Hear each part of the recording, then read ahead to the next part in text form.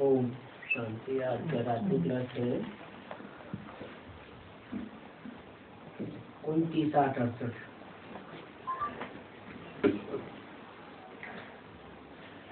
बच्चे जानते हैं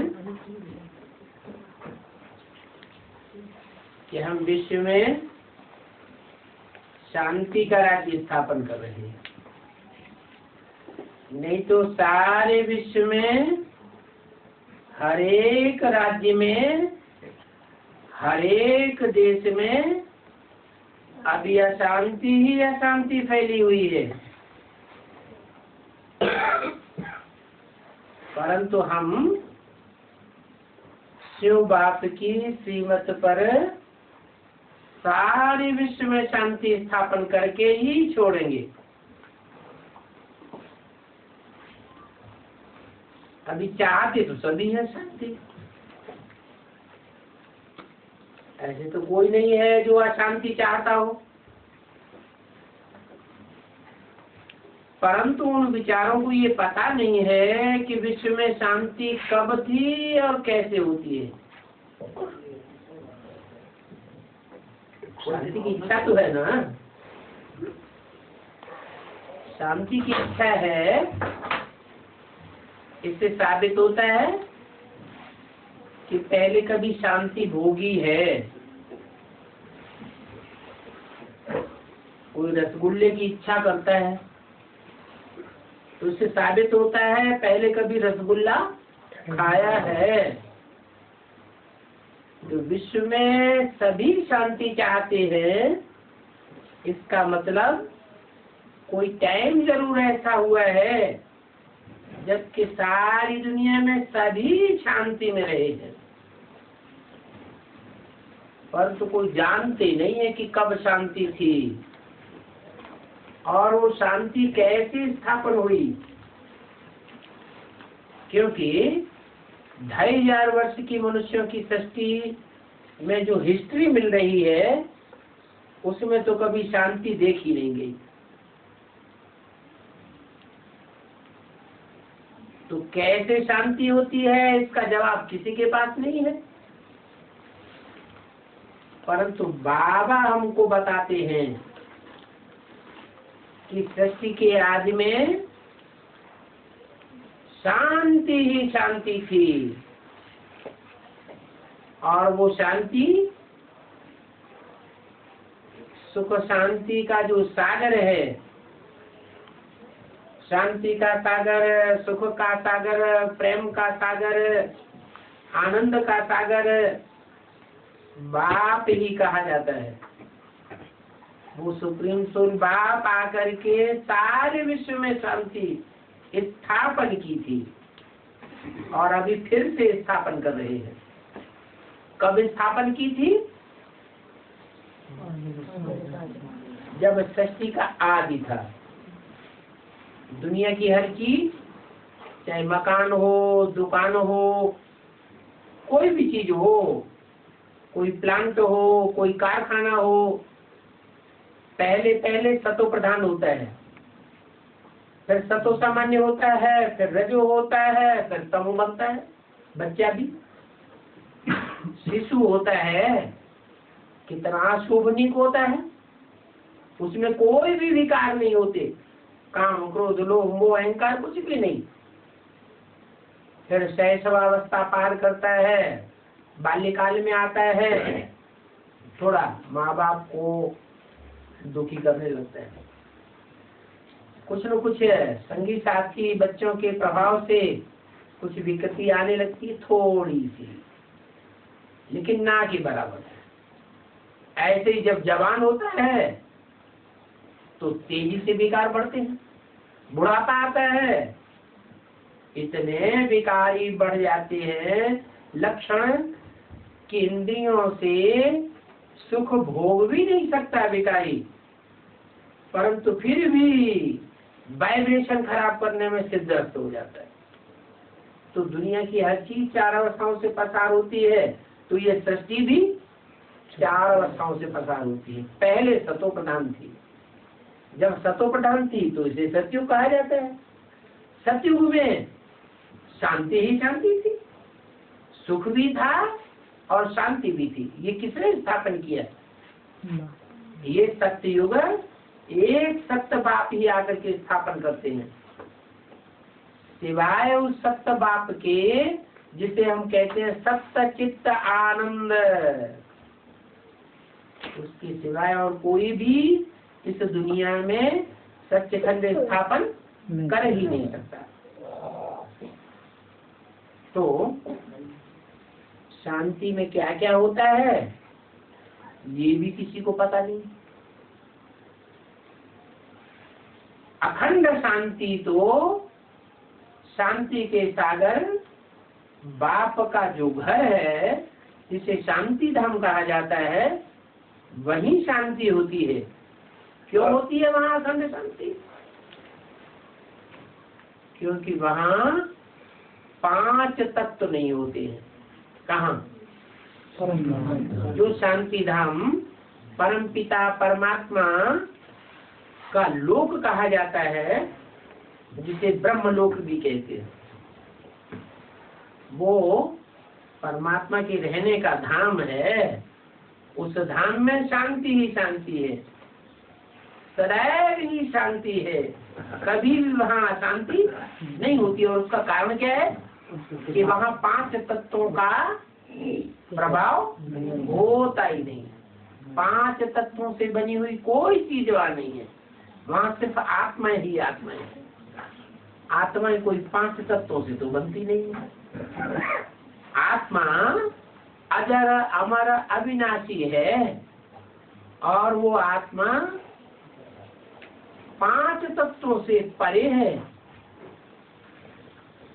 देह 5 तत्वों से बनती है। देह इस दुनिया की चीज है, और आत्मा आत्मलोक की चीज है। अंग्रेज लोग उसे कहते हैं सोल वर्ल्ड, मुसलमान उसे कहते हैं अर्श। अर्श में खुदा भी रहता है और हम आत्माएं भी वहां रहती हैं। जितनी भी रूहें हैं वो सब उस रूहानी लोक से ही इस दुनिया में आती है, परंतु वहां जब तक रहती है तब तक सदैव शांति है। यहाँ इस दुनिया में आती है तो जब सतो प्रधान स्टेज में है तो सुख में शांति में है, और जब रजो प्रधान बनती है तो दुख और अशांति पैदा हो जाती है। तो बाप कहते हैं जब विश्व में शांति थी, सारे विश्व में जब शांति थी तो जरूर हेवन था। अंग्रेज लोग उसे हेवन कहते हैं, पैराडाइज कहते हैं, मुसलमान उसको जन्नत कहते हैं, हिंदुओं में उनको स्वर्ग कहा जाता है। शांति का स्थान तो है ही ब्रह्मलोक, वहां सिर्फ शांति होती है। और जो स्वर्गलोक है वहां शांति भी है और सुख भी है, उसे सुखधाम कहा जाता है। सुखधाम में शांति समाई हुई है। जो भी सूर्यवंशी चंद्रवंशी थे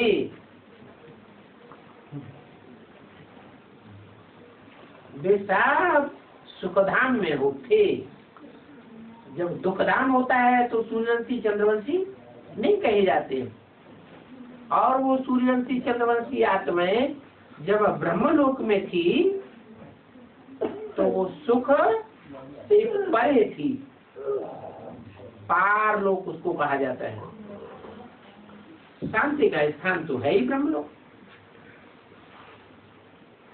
तो वो मांगते हैं इस विश्व में शांति हो, उनको ये चित्र दिखाया जाए कि विश्व में शांति ये होती है। कौन सा चित्र? 3 लोक का चित्र है।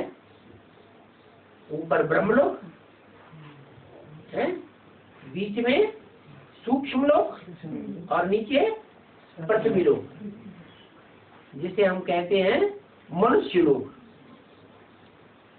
मनुष्य लोक नीचे, सूक्ष्म लोक बीच में, और उससे ऊपर ब्रह्मलोक। ब्रह्मलोक से आत्माएं लगातार नीचे आती हैं, लेकिन वापस जाने का उनको रास्ता नहीं बना। इसलिए इस दुनिया की आबादी, इस दुनिया की पॉपुलेशन बढ़ती रहती है। कभी कम कम नहीं होती है। चाहे कितना भी बड़ा अकाल पड़ जाए, कितना भी दुनिया में बड़ा भूकंप आया हो, कितनी भी बड़ी लड़ाइयां लगी हो सारे विश्व में, लेकिन दुनिया की आबादी कभी कम नहीं हुई।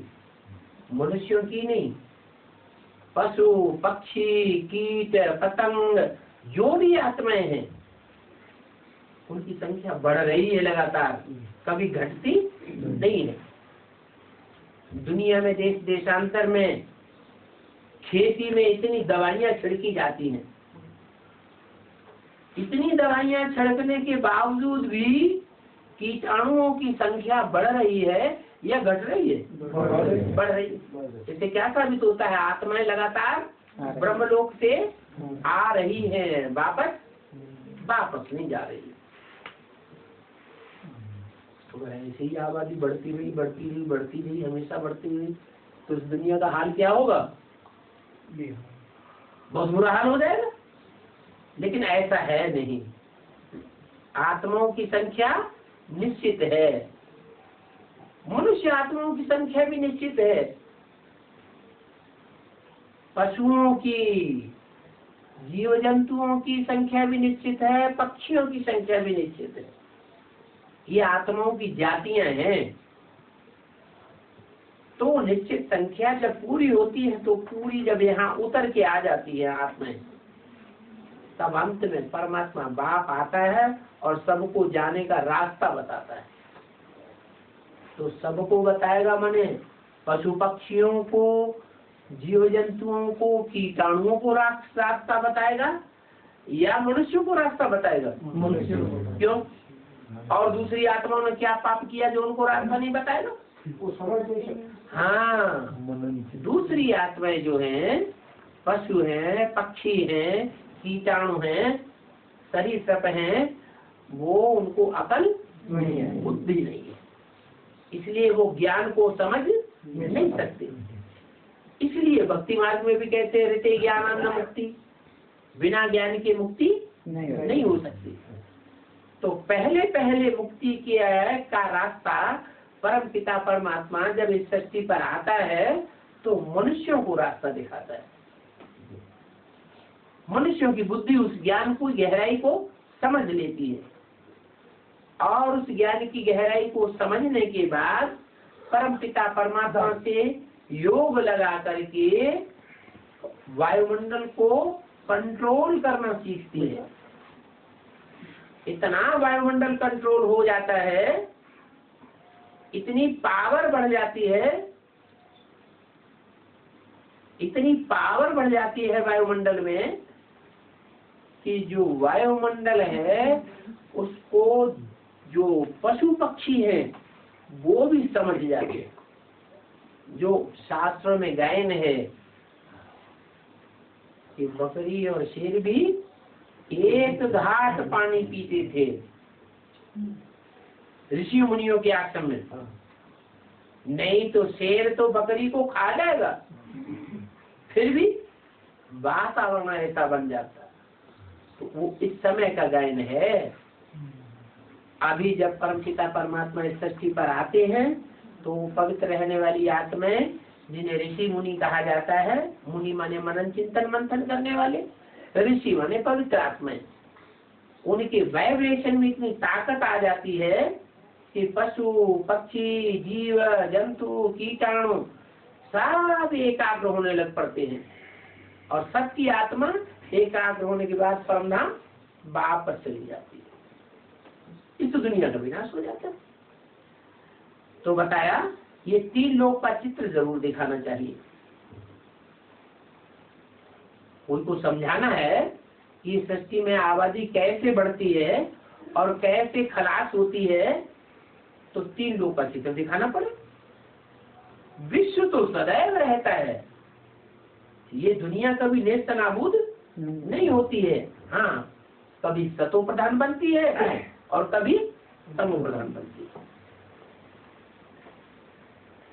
तो 2 बातें हैं, विश्व में शांति और विश्व में अशांति। जब इसमें शांति थी तो अशांति का नाम निशान नहीं था, और जब अभी विश्व में अशांति है तो यहाँ शांति का नाम निशान नहीं है। कोई आदमी छाती ठोक करके नहीं कहेगा कि मैं सारा जीवन शांत रहता हूँ, कोई कहेगा? कह ही नहीं सकता। इस अशांत दुनिया में अशांति जरूर होगी। फिर अशांति को शांति में बदलने के लिए कोई तो चाहिए, तो मनुष्य का काम नहीं है। मनुष्य गुरु इतने हुए 2500 साल में, इब्राहिम, बुद्ध, क्राइस्ट, गुरु नानक, विवेकानंद, रामकृष्ण परमहंस कितने हुए, गांधी जी कितने हुए। शांति स्थापन हुई या और ही अशांत होती गई दुनिया, और ही दुख अशांत बढ़ता गया। तो शांति स्थापन करना एक परमपिता परमात्मा का ही काम है। वो ही शांति का, सुख का दाता है। जो लौकिक बाप होते हैं, आपका बाप अलग, इनका अलग, इनका अलग, हमारा अलग, शरीर का बाप, वो एक जन्म के लिए सुख शांति देते हैं, लेकिन वो अल्पकाल की देते हैं कि सदाकाल की देते हैं? अल्पकाल की देते हैं। वो देह के बाप है और वो है आत्माओं का बाप। ये बिंदु जो आत्मा यहाँ रही पड़ी है, स्टार यहाँ जो है, जिस स्टार की रोशनी आंखों में से निकल रही है, जिस स्टार की यादगार में यहाँ बिंदी लगाते हैं, टीका लगाते हैं, वो आत्मा यहाँ टिकी हुई है। वो आत्मा का बाप परमपिता परमात्मा, वो जब आता है तो हमको अखंड काल की शांति और सुख दे करके जाता है। माना लौकिक बाप, शरीर के बाप हमको अल्पकाल की सुख और शांति का वर्षा देते हैं, एक जन्म की, और वो बेहद का बाप जन्म जन्मांतर के लिए सुख और शांति का वर्षा देकर जाता है। तो फिर इसको याद करना चाहिए और किसको पहचानना चाहिए? उसी परमपिता परमात्मा को पहचानना चाहिए कि वो इस सृष्टि पर कहाँ आया हुआ है, किस मनुष्य तन में कार्य कर रहा है। नहीं तो गुरुओं ने तो सत्यानाश कर दिया कि जब कहीं भगवान नहीं मिला तो कह दिया सर्वव्यापी है, इसमें है, इसमें है, इसमें है, उसमें है, उसमें, उसमें, चारों तरफ भगवान ही भगवान है। अब चारों तरफ भगवान ही भगवान है तो बुद्धि बिखर जाएगी या एकाग्र होगी? बुद्धि बिखर गई। बुद्धि के बिखरने से एकाग्रता नष्ट हो गई, और एकाग्रता जब बुद्धि की नष्ट हो जाती है तो बुद्धिहीन आदमी बनेगा कि बुद्धिमान बनेगा? बुद्धिहीन हो गया। इतना बुद्धिहीन हो गया मनुष्य आज कि जिस दुनिया में बैठा हुआ है उसी दुनिया को नष्ट करने के लिए एटम बम तैयार कर लिए। जैसे कोई मूर्ख जिस डाली पर बैठा हुआ है उसी डाली को काट रहा है। ये हालत आज की बुद्धिमानों की हो गई है।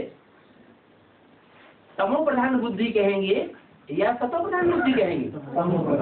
ऐसी तमो प्रधान बुद्धि वाले मनुष्य हो गए और समझते हैं हम हैं बड़े होशियार, हम सच्ची सुख शांति वाली स्वर्ग की दुनिया बनाने वाले हम हैं। अहंकार देखो कितना है। और भगवान बाप जब इस सृष्टि पर आते हैं तो जिस मनुष्य तन में आते हैं उसमें जैसे अहंकार होता ही नहीं कभी। साधारण मनुष्य तन में आते हैं, इतने साधारण मनुष्य तन में आते हैं कि लोग पहचान भी नहीं पाते कि ये भगवान का रूप हो सकता है।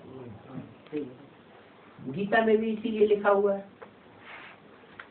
हुआ है कि मुझे साधारण तन में आए हुए को मूढ़मती लोग नहीं पहचान पाते। तो देखो भगवान की देन में भगवान के स्वरूप में और मनुष्यों के स्वरूप में कितना अंतर है। भगवान की बुद्धि और मनुष्यों की बुद्धि जमीन आसमान का अंतर है। भगवान ऐसी बुद्धि वाला है जो कभी तमो प्रधान नहीं बनता, और मनुष्य सतो प्रधान देवता बन सकता है। देवता से फिर नीचे गिर करके असुर जरूर बनेगा।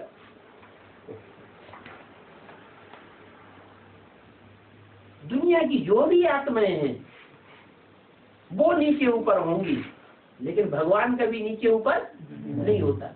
इसलिए भगवान का एक नाम है सदाशिव। क्या? सदैव कल्याणकारी। कभी भी किसी के लिए अकल्याणकारी साबित नहीं हो सकता। तो देखो, भगवान की मत पर तुम बच्चे अभी वो शांति का राज्य स्थापन कर रहे हो, अपनी अकल से नहीं। किसकी मत पर? भगवान की मत पर। और अनेक बार तुमने विश्व में शांति स्थापन की है, एक बार की बात नहीं है। मना हर 5000 साल के बाद भगवान इस सृष्टि पर आता है और शांति की दुनिया हम बच्चों के द्वारा स्थापन करा के जाता है। 5000 साल पहले भी सत्युग स्थापन किया था, और अब 5000 साल के बाद कलयुग के अंत में फिर परमात्मा वापस सृष्टि पर शांति स्थापन करने के लिए आ गए। तो इसको राम राज्य कहा जाता है। भगवान ने जिस राज्य की स्थापना की उस राज्य का नाम राम राज्य कहा जाता है। स्वतंत्रता संग्राम हुआ हिंदुस्तान में। गांधी बापूजी ने बीड़ा उठाया। क्या बीड़ा उठाया? कि हम भारत में राम राज्य लाएंगे। राम राज्य आया, रावण राज्य आ गया। और ये रावण राज्य आ गया, आया ना। अयोध्या में साधु संत महात्माओं ने और कुछ एक भारत की राजनीतिक पार्टियों ने बीड़ा उठाया कि हम राम मंदिर बनाएंगे। अरे राम मंदिर राम नहीं बनाएगा, तुम बनाओगे। मंदिर माने घर। राम का मंदिर राम बनाएगा या दूसरा कोई बनाएगा? राम खुद समर्थ है, वो अपना मंदिर बनाएगा, दूसरा कोई कैसे बना सकता है? फिर कहते हैं राम राज्य। अरे राम का राज्य गांधी कैसे स्थापन करेगा? फिर तो गांधी राज्य हुआ कि राम राज्य हुआ? गांधी राज्य कहेंगे। गांधी राज्य नहीं गाया जाता है। क्या गाया जाता है?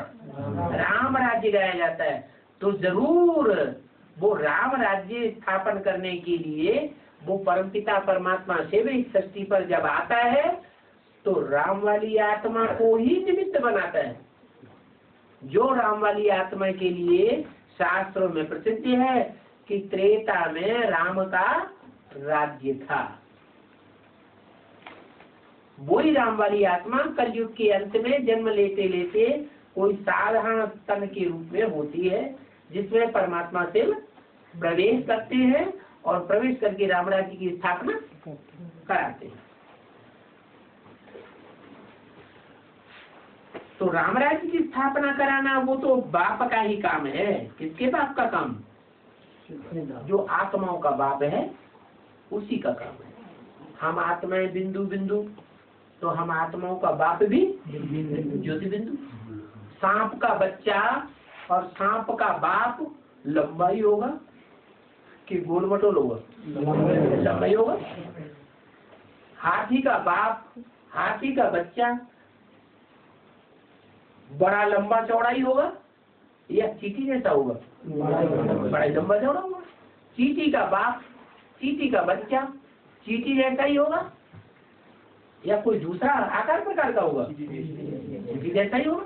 तो ऐसे ही आत्माओं का बाप भी आत्मा ज्योति बिंदु स्वरूप है, जो गीता में कहा गया है अणुअणियान समनुस्मरेत्य है। अणु से भी अनुरूप है आत्मा, और आत्माओं का बाप भी अनुरूप है। इतना अनुरूप है, इतना सूक्ष्म ज्योति बिंदु है कि इन आंखों से दिखाई भी नहीं पड़ता है। अब कोई कहे जब आंखों से दिखाई नहीं पड़ता तो हम माने क्यों? अरे कोई डॉक्टर को जाकर के कहे तुम कहते हो कि हमारे अंदर मलेरिया के कीटाणु है शरीर में, हमें मलेरिया बुखार आ गया है क्योंकि मलेरिया के कीटाणु शरीर में बढ़ गए। हम नहीं मानते, कहाँ है कीटाणु? तो क्या आंखों से देखने की चीज है? नहीं है, आंखों से तो नहीं दिखाई पड़ते। वो भी क्या करेगा डॉक्टर? यंत्र है, वो एक बूंद खून में वो यंत्र लगा करके दिखाएगा, देखो ये कीटाणु। बिना यंत्र के देखने में आ जाएंगे? नहीं। तो जो स्थूल कीटाणु है वो भी देखने में नहीं आ सकते, तो जो आत्मा है वो तो उन कीटाणुओं से भी अति सूक्ष्म है। मानना पड़ेगा कि आत्मा है तो जरूर, अगर नहीं होती तो आंखों में से ये जो रोशनी निकल रही है, जीवित मनुष्य की आंखों में से रोशनी निकलती है ना, ये किसकी रोशनी है? आत्मा की रोशनी। मनुष्य जब शरीर छोड़ देता है तो आंखों की रोशनी कहाँ चली जाती है? रोशनी गायब हो जाती है ना। क्या चीज गायब हो गई? आत्मा गायब हो गई। तो मानना तो पड़ेगा कि आत्मा है, और आत्मा है तो आत्मा का बाप परमात्मा भी मानना पड़ेगा।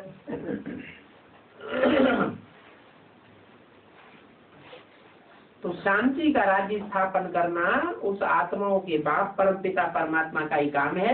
तुम बच्चे जानते हो अभी हम विश्व में शांति का राज्य स्थापन कर रहे हैं। ये शांति का राज्य स्थापन करना, राजाई स्थापन करना, दुनिया में राजाओं का राजा बनाना,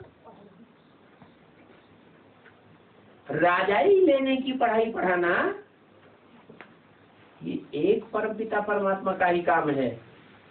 वो आकर के हम बच्चों को राजा बेटा बनाता है। क्या? आधीन बनना नहीं सिखाता। राजा स्वाधीन होता है या आधीन होता है? स्वाधीन होता है। राजा तो स्वाधीन होता है। तो भगवान बाप हमको नौकर बनना नहीं सिखाता। अंग्रेजों ने आकर के हमको क्या सिखाया? नौकर बन जाओ। अरे बड़े से बड़ा ऑफिसर भी होगा तो किसी की नौकरी करेगा कि नहीं? किसी मिनिस्टर के नीचे करना चाहिए, नौकरी करेगा। तो दुनिया हमको आधीन बनाती है और भगवान बाप हमको स्वाधीन राजा बनाते हैं। कैसे बनाते हैं? राजयोग सिखाकर। ये राजयोग सिवाय परमपिता परमात्मा के और कोई दुनिया में नहीं सिखा सकता। दुनिया में कोई भी स्कूल किसी ने सुना हो, देखा हो कि उस स्कूल में राजाएं तैयार होते हैं, राजाई करना सिखाया जाता है? तो कोई बताए। स्कूल में, कॉलेज में डॉक्टर बनावेंगे, इंजीनियर बनावेंगे, वकालत सिखावेंगे, वकील बनावेंगे, जज बनावेंगे, लेकिन राजा कोई भी कॉलेज में नहीं बनाया जाता। क्यों? अरे क्या दुनिया में राजाएं हुए नहीं है? हुए तो है। फिर उन राजाओं को राजाई किसने सिखाई? कब सिखाई? अरे कोई ने तो सिखाई होगी। वो विश्व में राजाई करना वही परमपिता परमात्मा आकर के सिखाते हैं राजयोग के द्वारा। वो राजयोग का ज्ञान गीता में दिया गया है, परंतु उस गीता में नहीं जो मनुष्यों की लिखी हुई गीता है संस्कृत में। जो भी धर्म पिताएं आते हैं, इब्राहिम, बुद्ध, क्राइस्ट, गुरु नानक, वो आकर के मुख से सुनाते हैं या किताब लिखते हैं? मुख से सुनाते हैं। गुरु नानक ने कोई गुरु ग्रंथ साहब थोड़ी पढ़ करके सुनाया, न लिखा। मोहम्मद ने आकर के कोई कुरान थोड़ा ही लिखी, कुरान पढ़ करके थोड़ा ही सुनाई। ऐसे ही क्राइस्ट ने आकर के कोई बाइबल थोड़ी सुनाई, या बाइबल लिख करके थोड़ी ही दी, उन्होंने तो डायरेक्ट मुख से सुनाया। ऐसे ही परमपिता परमात्मा जब इस सृष्टि पर आते हैं तो डायरेक्ट मुख से सुनाते हैं। जो ज्ञान, जो राजयोग क्या ज्ञान परमात्मा मुख से सुनाते हैं, उसका नाम पड़ता है श्रीमद् भगवत गीता। ये गीता नहीं जो संस्कृत में लिखी हुई है, ये तो विद्वान पंडित आचार्यों ने लिखी है, सन्यासियों ने लिखी है, व्यास ने लिखी है। लेकिन मनुष्य कोई भगवान नहीं होता है। कोई के व्यास भगवान थे? अरे अगर व्यास भगवान थे तो कौन सी युग में थे? ये शास्त्रों की जो हिस्ट्री मिल रही है वो तो 2, 2.5, 3 हजार वर्ष से मिल रही है। बस 2,500 वर्ष पहले से ये हिस्ट्री मिल रही है। अजंता, एलोरा, एलिफेंटा की गुफाओं में 2, 2,500 साल पहले चित्रकारी हुई थी। उन चित्रकारी के आधार पर बाद में शास्त्र लिखे गए। इससे ज्यादा पुराने तो शास्त्र नहीं है। हिस्ट्री कितने साल की मिल रही है? 2,500 साल की। 2,500 साल की जो हिस्ट्री मिल रही है, जिसमें तवारीख लिखी जाती है, दिन लिखे जाते हैं ना, इस तारीख को, इस दिन को, इस महीने को, इतने साल पहले लिखते हैं ना। तो ये दिन तब गिने जाते हैं जब आदमी दुखी होता है। कितने दिन हो गए? जब सुख होता है तो हिस्ट्री नहीं बनती है। दिन कोई नहीं गिनता है बैठ करके, पता ही नहीं चलता कितना टाइम गुजर गया। तो हिस्ट्री लिखी गई है दुख की दुनिया में। ये दुख की दुनिया होती है तब जब द्वापर शुरू होता है। द्वापर माने द्वैतवादी युग। क्या?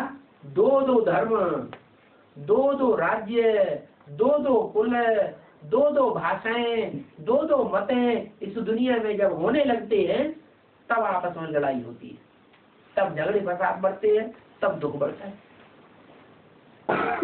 तो 2,500 वर्ष की जो हिस्ट्री मनुष्यों के पास है वो दुख की दुनिया है, रावण राज्य की दुनिया है। रावण का काम होता है रुलाना। रावण क्या? रावयते लोकानिति रावण, जो लोगों को रुलाता है वो रावण है। तो ये रावण की दुनिया है 2,500 साल से। 2,500 साल से पहले राम की दुनिया थी। अभी राम की दुनिया नहीं है। राम वाली आत्मा भी अभी रावण राज्य में है, कांटों के जंगल में है। क्या? हाँ, राम वाली आत्मा को भी रावण राज्य के अंदर में रहना पड़ रहा है अभी। और जो ऊपर से भगवान आता है राम वाले तन में, उसके लिए भी ड्रामा बना हुआ है। क्या? कि पुरानी दुनिया में आता है और पुराने शरीर में आता है। पुरानी दुनिया में पतित तन में आकर के, कांटों के जंगल में आकर के फूलों का बगीचा तैयार करता है। वो फूलों का बगीचा अभी परमपिता परमात्मा आकर के स्थापन कर रहे हैं। परंतु दुनिया में अभी प्रजा के ऊपर प्रजा का राज्य है, राजाओं का राज्य नहीं है। कहीं है राजाओं का राज्य? अरे एक नेपाल देश रह गया था सारी दुनिया में जहाँ राजा का राज्य चल रहा था, वो भी खत्म हो गया। कोई कहीं नेपाल में ही क्यों चल रहा है? अरे इसका नाम ही है नईपाल। नईपाल माने नई दुनिया की पालना करने वाले। जब भगवान बाप इस सृष्टि पर आता है तो जो असली नई दुनिया की पालना करने वाले होते हैं पहले क्या, वो भगवान की याद में ऊंचे चढ़ते हैं, ऊंची स्टेज में जाते हैं। जैसे शंकर जी को क्या दिखाया गया, ऊंची स्टेज में या नीची स्टेज में है? ऊंची स्टेज में है। कैलाश पर्वत तो दिखाई देते हैं ना, तो कैलाश पर्वत दिखाने का मतलब ये थोड़ा ही है कि कोई पहाड़ पर भगवान बैठा हुआ है शंकर बन करके, नहीं। अरे इसी दुनिया में आकर के उन्होंने तपस्या की है। तो वास्तव में ऊंची स्टेज का मतलब है भगवान की याद में ऊंचा चढ़ जाना। ऐसी ऊंची स्टेज में रह करके जिन्होंने तपस्या की है, ऐसी आत्माएं ही नेपाल वासी कहे जाते हैं। कहाँ के वासी? नई दुनिया के पालन करने वाले नेपाली कहे जाते हैं। इसलिए भक्ति मार्ग में जो नेपाल देश है वो पहाड़ पे दिखाया गया। क्या असली नेपाल कहाँ है? पहाड़ पर। और वहाँ राजाइयाँ चली हैं। खासियत ये है कि भगवान ने जिस राज्य की स्थापना की और नेपालियों ने आकर के उसकी पालना की, उस राज्य की, उस राज्य के ऊपर किसी विदेशी ने आज तक हमला नहीं किया। हिंदुस्तान के ऊपर हर स्टेट के ऊपर विदेशियों का हमला हुआ, लेकिन नेपाल के ऊपर कोई विदेशी ने हमला नहीं किया। अगर हमला हुआ भी है तो माओवादी उनका नाम क्या है? माओवादी। माओवादी जो माँ के पुजारी है ना, आपने देखा है भगवान की पूजा करने वाले हैं, भगवान बाप की भी पूजा करने वाले हैं, और साथ साथ में अम्मा की भी पूजा करने वाले। लेकिन जो अम्मा की पूजा करने वाले हैं वो रावण संप्रदाय दिखाए गए हैं रामायण में। रावण किसकी पूजा करता था? देवी की पूजा करता था। सिंगल देवी की पूजा करता था या स्त्री पुरुष देवी और देवता दोनों की पूजा करता था? सिंगल देवी की पूजा करता था। ये हो गई रावण संप्रदाय की पूजा। जय माता दी कहेंगे, पिताजी को भूल जाएंगे। माना वो शूटिंग अभी होती है। जब भगवान इस धरती पर आते हैं तो जब आकर के राजाई का ज्ञान देते हैं, तो जिन बच्चों को राजाई का ज्ञान देते हैं उनमें जो छोटे छोटी अकल के बच्चे होते हैं, कम अकल के बच्चे, शुरुआत की पढ़ाई पढ़ते हैं ना, तो वो अम्मा ही अम्मा चिल्लाते हैं। वो अपना नाम भी रखते हैं BK, ब्रह्मा कुमार। ब्रह्म माने बड़ी, माँ माने माँ, बड़ी अम्मा के कुमार हैं हम, पिता का नाम नहीं। अरे कोई बच्चा ये कहे कि हम अम्मा के बच्चे हैं, कोई दूसरा पूछा अरे पापा का तो नाम बताओ, नहीं नहीं हम अम्मा के बच्चे हैं। तो लोग अच्छा समझेंगे बुरा समझेंगे? बुरी बात समझेंगे। तो ऐसे ही ये असुर है। जो आसुरी संप्रदाय होते हैं वो अम्मावादी होते हैं। उनका नाम है माओवादी। कोई बैठा हो तो बुरा नहीं मानना।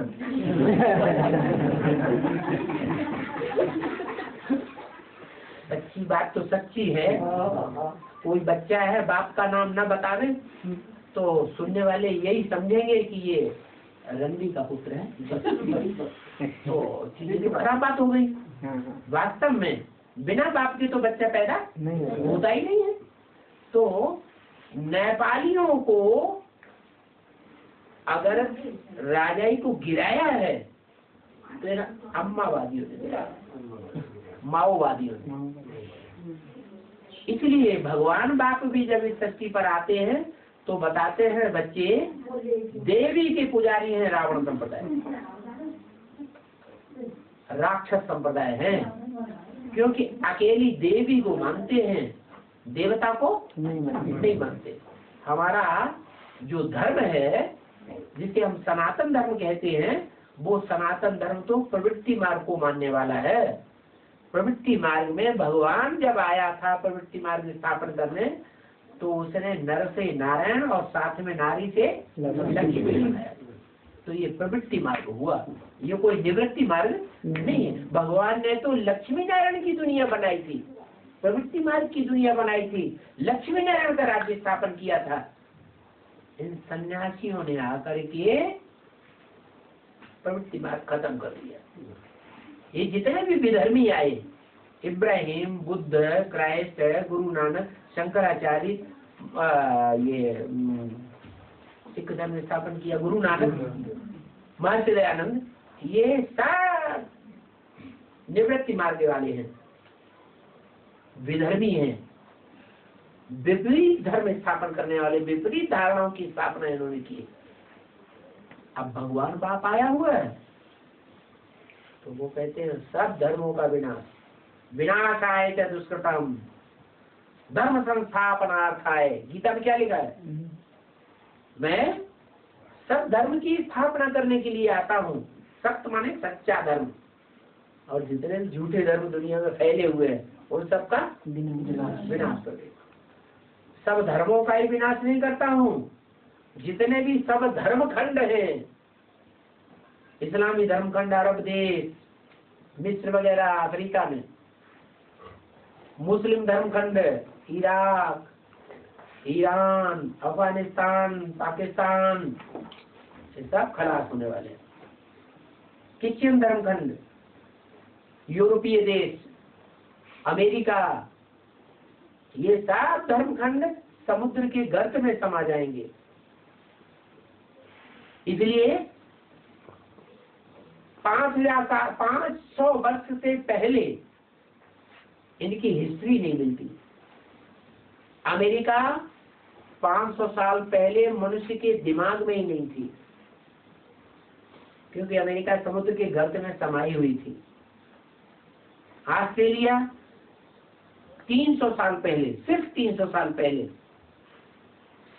समुद्र के गर्त में थी, धीरे धीरे ऊपर आई, तब 300 साल पहले ऑस्ट्रेलिया का इजाद हुआ, वहां मनुष्य जाकर के बचने लगे। तो जितने भी धर्म खंड हैं वो सब बाद में ऊपर आए हैं, पहले न थे और अब न रहेंगे।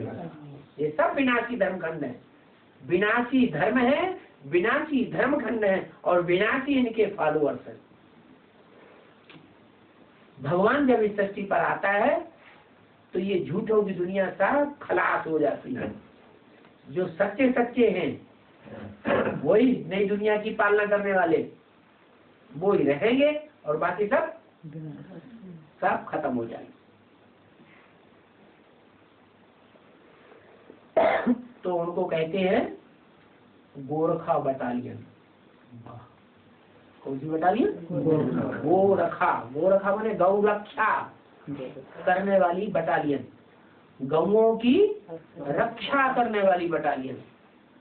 उन्होंने समझ लिया गौ वो जानवर, वो जानवर गौओं की रक्षा करने से नई दुनिया नहीं बन जाएगी। वास्तव में भारत के अंदर जो कन्याएं माताएं होती हैं वो ही गौएं हैं। भारतीय परंपरा में कन्या माताओं को जिंदगी भर जिस खूंटे से बांध दिया जाता है, जिस परिवार में, सारा जीवन वहां बंद करके रहती है, इतना सीधा साधा उनका जीवन है। तो गौ कौन हुई? वो जानवर गौ है।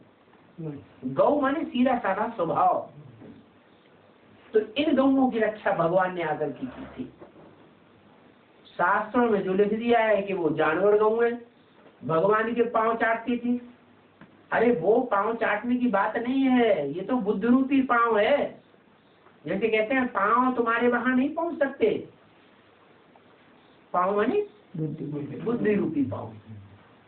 तो कृष्ण गौएं चराते थे, इसका मतलब ये नहीं है कि कृष्ण भगवान ने कोई जानवर गौएं चराई, नहीं। भगवान जब आते हैं तो भगवान के आने पर जो कन्याएं माताएं संसार में बहुत दुखी होती हैं, उनका आकर के रक्षण करते हैं। उस गौ माता का दूसरा नाम है पृथ्वी माता। माताओं का संरक्षण करने के लिए भगवान आता है, और वो संरक्षण करने वाले इस दुनिया में मुट्ठी भर थोड़े से निकलते हैं, जिनको कहा जाता है गोरखा बटालियन। जैसे क्षत्रियों की बटालियन प्रसिद्ध है ना भारतवर्ष में, राजपूत बटालियन, ऐसे ही उत्तर भारत में गोरखा बटालियन प्रसिद्ध है। तो अभी भगवान बाप आया हुआ है, सारे हिंदुस्तान में अपने घरों की रखवाली करने के लिए हिंदुस्तानियों को नहीं रखेंगे, बिहारियों को नहीं रखेंगे, उत्तर प्रदेश वालों को नहीं रखेंगे, कोई देश को गार्ड बना के नहीं रखेंगे, नेपालियों को ढूंढेंगे। क्यों?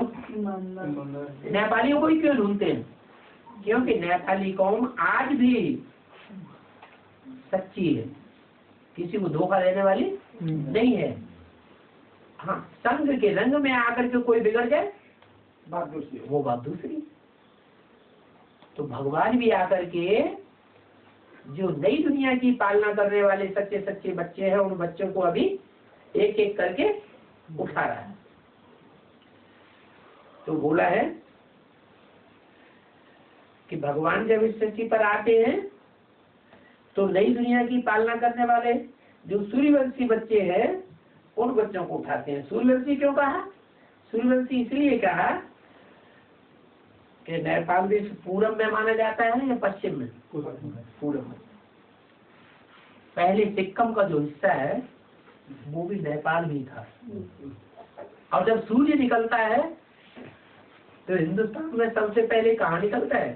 पूरब में निकलता है। जो एवरेस्ट शिखर है,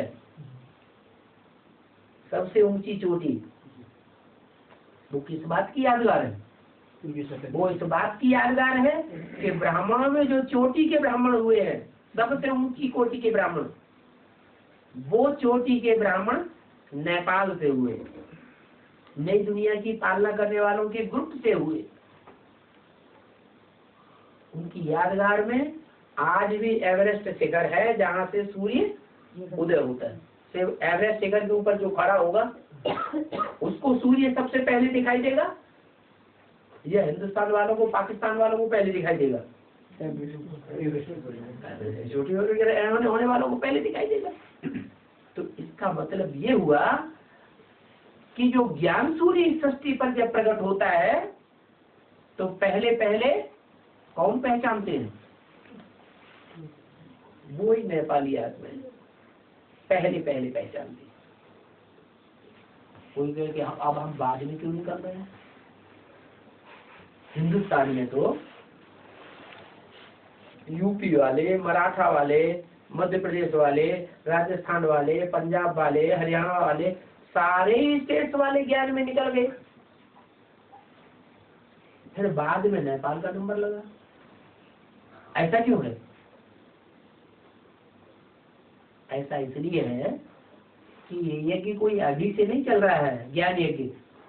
इस यज्ञ को चलते चलते 70 साल हो गए, 70 साल से भी ऊपर हो चुका है। 70 साल पहले यही आत्माएं वो ज्ञान ले रही थी। इस जन्म से पहले अगर कोई की उम्र ज्यादा है, 70-80 साल से ज्यादा है, तो भी ये साबित होता है कि वो आत्माएं राम राज्य स्थापन करने वाली राम वाली आत्मा के साथ अनेक जन्मों तक पार्ट बजाती रही है।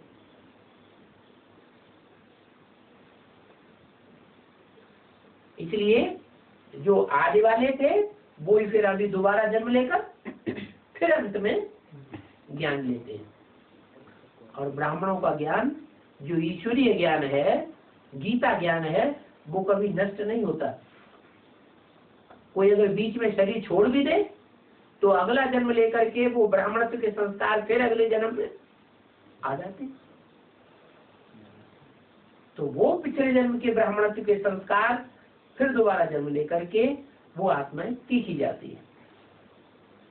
इसलिए देखा जा रहा है अभी कि और स्टेट्स वाले तो लंबे समय से ज्ञान ले रहे हैं, गहराइयां समझ रहे हैं, लेकिन नेपाल वाले अभी अभी निकले हैं 2-4 साल से, फिर भी तेजी से ज्ञान फैल रहा है। जैसे बेसिक नॉलेज में बीके वालों का ज्ञान तेजी से फैला, ऐसे ही एडवांस ज्ञान भी तेजी से फैल रहा है। बीके वालों में एडवर्टाइजमेंट बहुत होता है और यहाँ एडवांस ज्ञान में एडवर्टाइजमेंट होता ही नहीं। स्वतः ही एक कान से दूसरे कान में लोगों की आवाज पहुंचती जाती है और उस आवाज को लोग पकड़ते जाते हैं। इसलिए बताया कि दिन प्रतिदिन बच्चे तुम वृद्धि को पाते जाएंगे, क्योंकि बाप का वर्षा तुम भारतवासियों को मिलता है। वो वर्षा अभी नहीं है, अभी फिर से बाप से वर्षा मिलता है। तुम ब्रह्मा कुमार कुमारियां हजारों की अंदाज में हो, गाते भी हैं वंदे मातरम, परंतु वो कौन सी माताएं हैं जिनकी वंदना की जाती है ये नहीं जानते।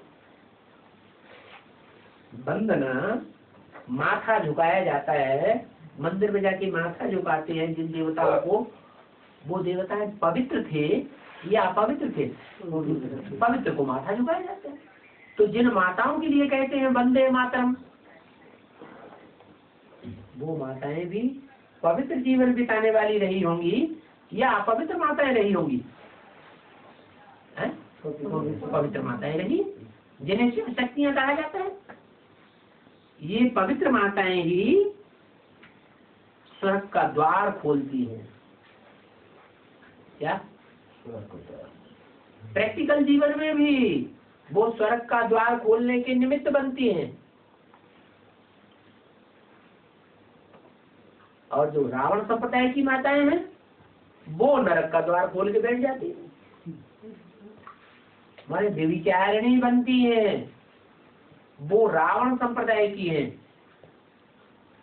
और जो स्वर्ग का द्वार खोलती है वो पवित्र जीवन बिताने वाली माताएं हैं। माताओं के सिर पर शास्त्रों में भी कलश दिखाया गया है। जब अमृत बांटा गया तो किसको निमित्त बनाया गया? विष्णु भगवान आते हैं तो नर को नारायण और नारी को लक्ष्मी बनाते हैं। तो जो नारियां नंबरवार नारी से लक्ष्मी माताएं बनी थी, वो ही माताएं अभी भी निमित्त बनती है स्वर्ग का द्वार खोलने के लिए। माताओं का नाम लिया क्यों? देवताओं ने अमृत रस नहीं किया था। जब अमृत बांटा गया, सागर मंथन हुआ, तो देवताओं ने अमृत नहीं पिया था क्या? पिया था। तो देवताओं को निमित्त क्यों नहीं बनाया गया? माता को ही निमित्त क्यों बनाया गया? इसलिए बनाया गया कि पवित्र रहने की जहाँ बात आती है, ब्रह्मचर्य जीवन में पालन करने की बात जहाँ आती है, वहाँ कन्या माताओं में पवित्रता के प्रति लाज रहती है और पुरुष निर्लज्ज होते हैं। इसलिए भगवान बाप ने कहा है पुरुष सब है दुर्योधन दुशासन, और कन्या माताएं हैं द्रौपदियां, सीताएं, पार्वतियां। वो अगर अपनी पे आ जाए तो उनको पवित्र रहने से कोई रोक ही नहीं सकता। फिर उनको कहा जाता है शिव की शक्तियां। तो माताओं के सिर पर कलश रखा जाता है। शादी भी जब करते हैं तो कलश की स्थापना करते हैं ना, वो ज्ञान का कलश आज भी पूजा जाता है, जिसकी जिम्मेवारी माताओं ने उठाई थी। कलश के ऊपर ज्योति भी जलाते हैं। क्या लक्ष्मी ने जो कलश धारण किया, अमृत बांटा, वो कलश जो है, अमृत कलश जो कहा जाता है, वो वास्तव में उसमें ज्ञान की ज्योति भी है। वो ज्ञान की ज्योति आज भी जगाते हैं। ये सभी निशानियां हैं जो भक्ति मार्ग में देखी जाती हैं। किस समय की निशानियां? जब भगवान इस सृष्टि पर आते हैं उस समय की ये सारी निशानियां हैं। जैसे बिंदी लगाते हैं, कहाँ की निशानी है? भगवान ने आके बताया तुम बिंदु हो। यहाँ टीका लगाते हैं, भगवान ने आकर के बताया तुम्हारी आत्मा यहाँ टिकी हुई है। नहीं तो बिंदु यहाँ लगा देते, यहाँ तो नहीं लगाते, क्योंकि आत्मा यहाँ नहीं टिकी हुई है। कहाँ टिकी हुई है? यहाँ। इंदिरा गांधी को जब गोली मारी गई तो यहाँ मारी, यहाँ मारी, यहाँ मारी, यहाँ मारी, यहाँ तो किसी ने नहीं मारी। अगर मारने वाला जानता होता तो 27 गोलियां नहीं चलाता, एक ही गोली यहाँ मार देता, खेल खलास हो जाता। 27 गोलियां दागी उसने, और इंदिरा गांधी की जीवित बनी रहने की संभावना थी। उनको एक हॉस्पिटल से दूसरे हॉस्पिटल में ले जाते रहे। डॉक्टरों ने मरा हुआ घोषित तुरंत नहीं साबित किया, बाद में शरीर छूट गया। कहने का मतलब यहाँ गोली मारी जाए तो तुरंत खत्म, और शरीर के दूसरे हिस्से में कहीं गोली मारी जाए और डॉक्टर तैयार हो, हॉस्पिटल तैयार हो, तो जिंदा भी हो जाता है। तो इसे क्या साबित हुआ? आत्मा कहाँ रहती है? रहती है। तो भगवान ने आकर के संगम युग में ये निशानियां बताई है, जो निशानियां आज भी भक्ति मार्ग में काम में लाते हैं। माताएं बिंदी लगाती हैं, पुरुष टीका लगाते हैं।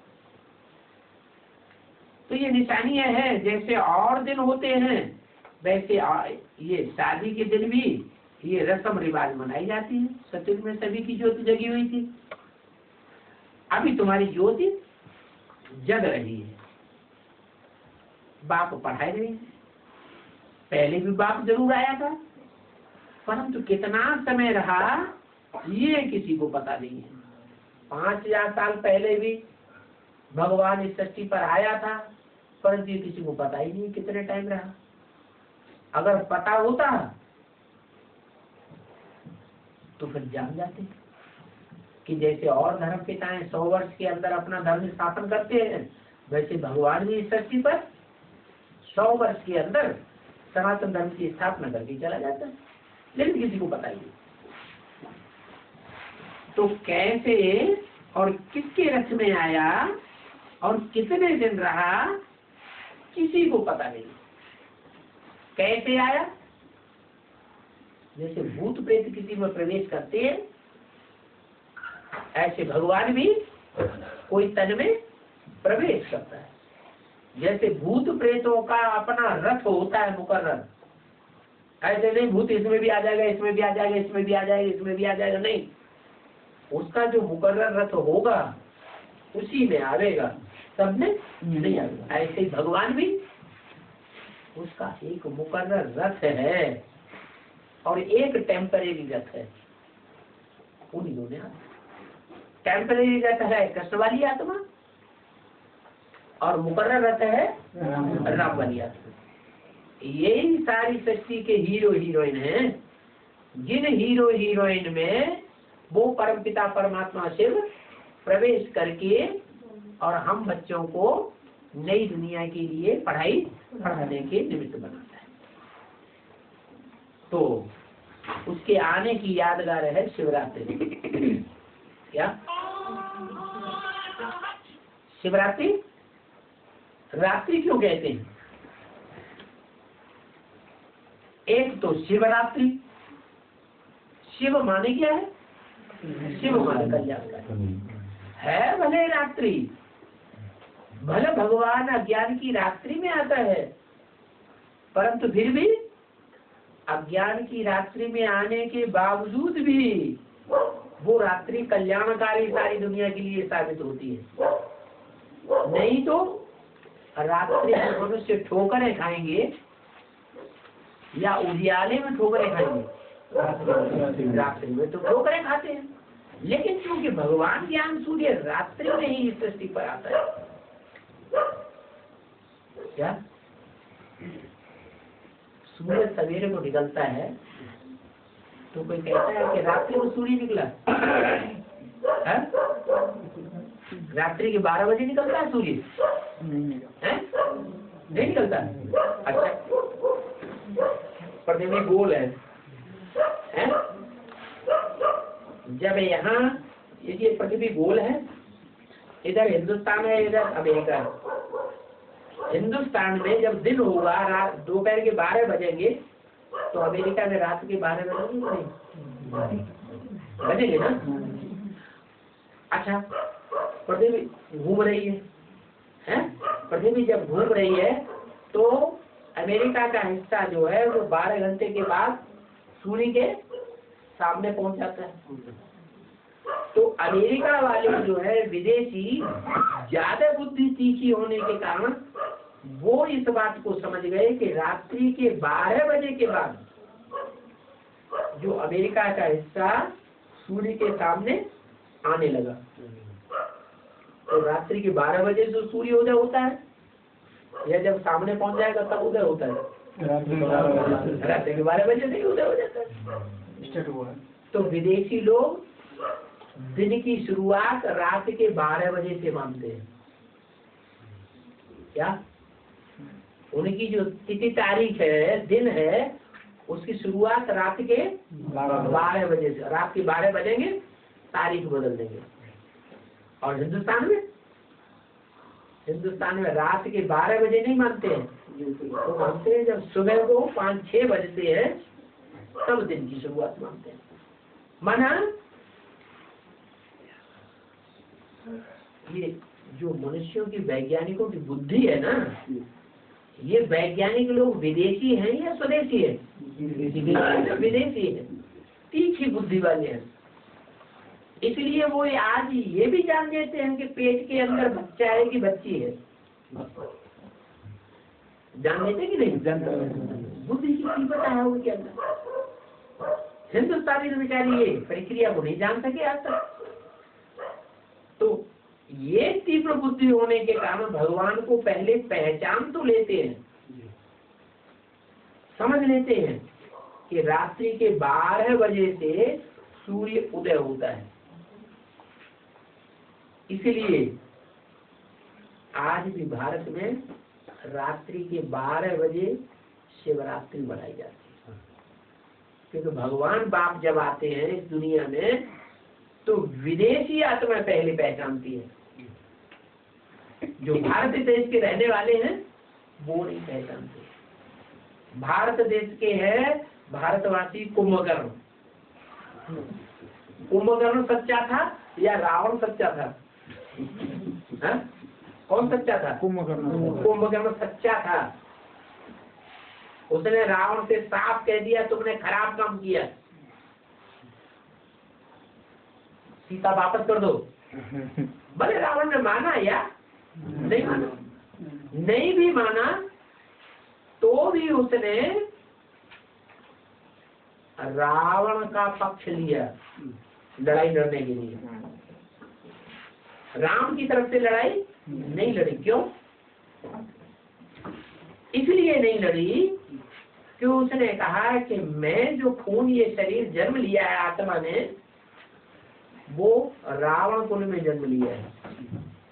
इसलिए जब तक ये शरीर रहेगा तब तक मैं रावण संप्रदाय का साथ दूंगा। शरीर जब खलास हो जाएगा तो मैं राम संप्रदाय की तरफ चला जाऊंगा।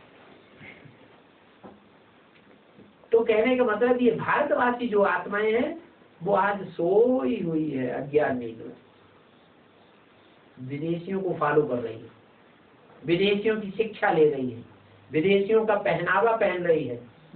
देखो हमने भी पैजामा पहनना शुरू कर दिया।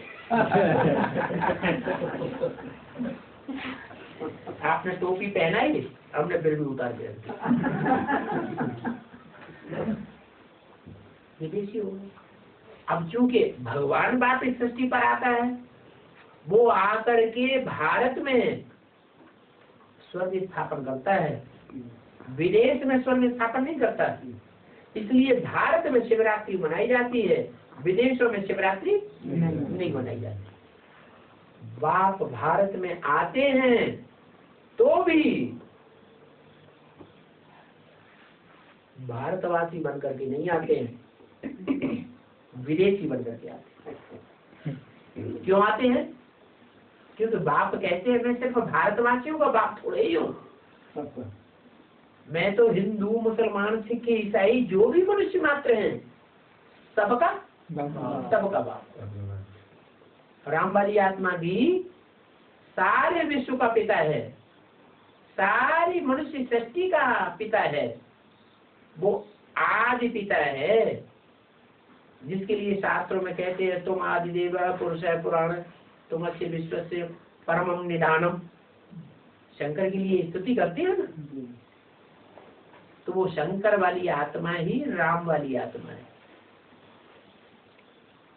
राम कृष्ण ये हीरो हीरोइन वाली वो आत्माएं हैं जो भगवान के आने पर इस सृष्टि पर ब्रह्मा और शंकर के रूप में संसार में प्रत्यक्ष होती है।